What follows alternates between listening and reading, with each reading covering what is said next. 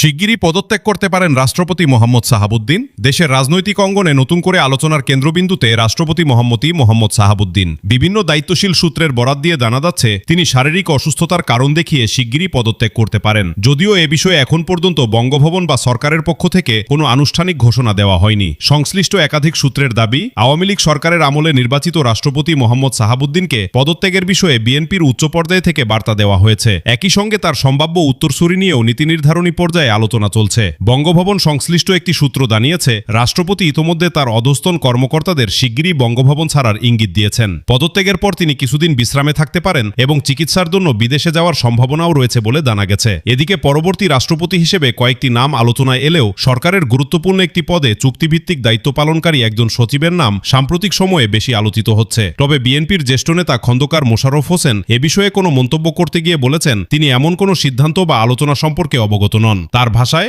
রাষ্ট্রপতির পদ শূন্য হলে একাধিক নাম আলোচনায় আসাই স্বাভাবিক। সংবিধান অনুযায়ী রাষ্ট্রপতি স্পিকারের উদ্দেশ্যে স্বাক্ষরিত পত্রের মাধ্যমে পদত্যাগ করতে পারেন। রাষ্ট্রপতির পদ শূন্য হলে বা তিনি দায়িত্ব পালনে অসমর্থ হলে নতুন রাষ্ট্রপতি নির্বাচিত না হওয়া পর্যন্ত জাতীয় সংসদের স্পিকার ভারপ্রাপ্ত রাষ্ট্রপতির দায়িত্ব পালন করবেন। সংবিধানের বিধান অনুযায়ী পদত্যাগ, মৃত্যু কিংবা অপসারণের কারণে রাষ্ট্রপতির পদ শূন্য হলে 90 দিনের মধ্যে জাতীয় সংসদের সদস্যদের ভোটে নতুন রাষ্ট্রপতি নির্বাচিত করতে হবে।